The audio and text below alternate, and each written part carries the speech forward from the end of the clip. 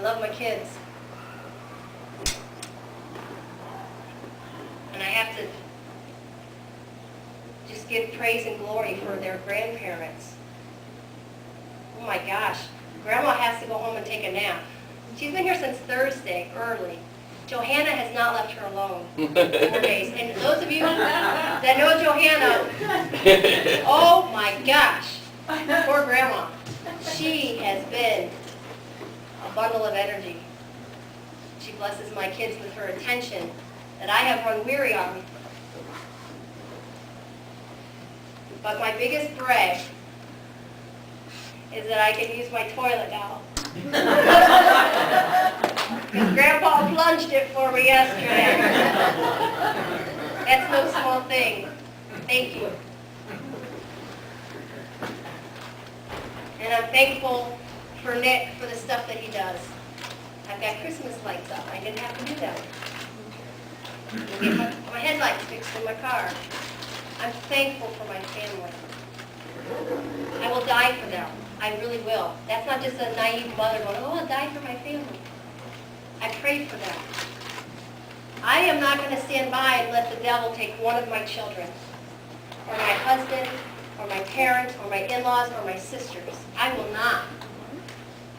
And that means sometimes laying aside what you want and saying the wholeness of my family, Uncle Joe's redemption, my sister's salvation, seeing my relative finally healed of the shame and the hurt of their past is more important to me. And they never have to even know I was part of it.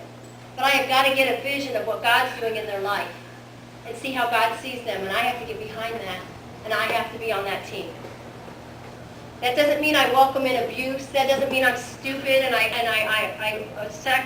surround myself with people that can hurt me. But what I can do is I can pray and watch God start to change. And I can start to recognize I'm not God. And that took me, I shared with you earlier this year, that took me a while to realize I'm not God. I can't change my kids. I can't take the hurts away. But I can surely ask God what He's doing in their life and get on board and be a part of that. And I can extend mercy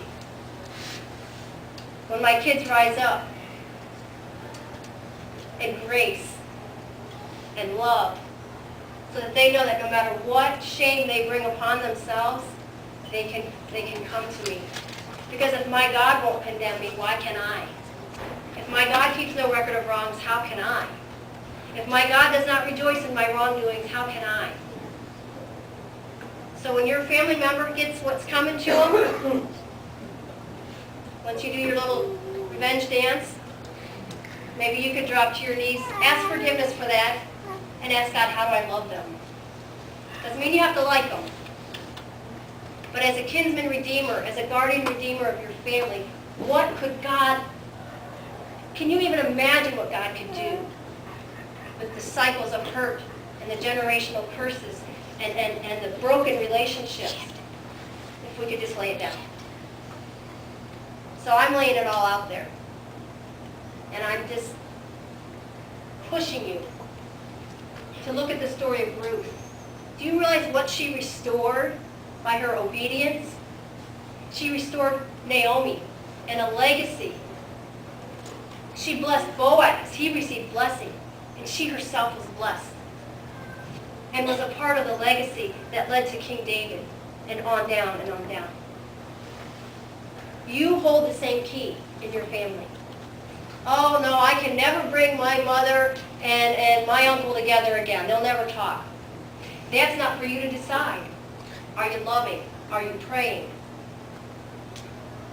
And the ugly, nasty person in your family that's mean to everyone, are you showing them God's love? Well, they won't show it back. I didn't ask you what will they give you. What have you given? What have you left there? What have you laid out? Because I refuse to take anything to the grave that I couldn't have left out. You know, the athletes will say, I'm leaving it all on the field. I'm giving it, I'm just going to do it all. I'm leaving it all on the field. And I will die trying. And I'm just asking you to do the same. And start to see what God can do. Amen? Amen. Well, God bless you this Thanksgiving weekend. That's what I'm thankful for. I'm thankful for my family. I'm thankful that God puts us in families. He's a father to the fatherless.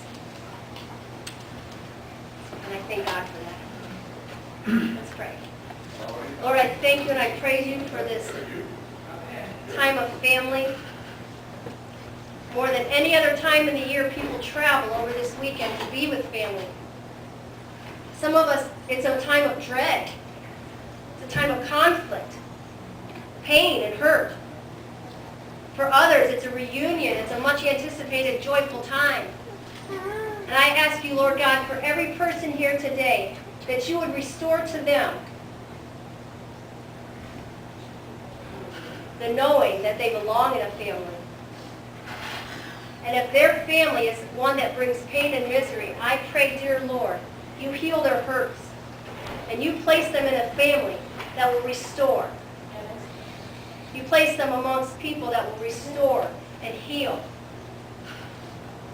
And I pray for each one today that is hurting, that you would give us the eyes and the ears to see what you want to do in their life.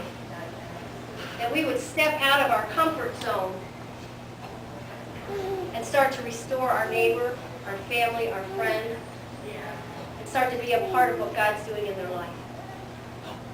And that we can withhold our judgment, our criticism, our malice, our unforgiveness. And Lord God, I ask you to move us through your perfect love that starts to destroy every yoke of bondage.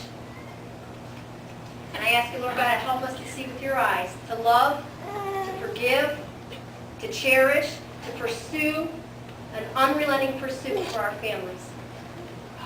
And we thank you for that, Lord, because you pursued us. You unrelented to bring us back into full fellowship with you. You are our kinsman redeemer. You stopped at nothing to restore us to our Father. And I thank you for that. May that be our guide, our pattern, our example to pursue those in our life that are lost. And I thank you, and we give it to you. And we thank you ahead of time for every family that will be restored before the end of 2010. Because you declared that we would rise again in 2010.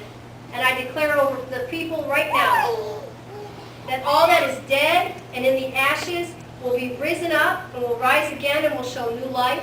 Families will be restored with new life. Relationships will be restored with new life.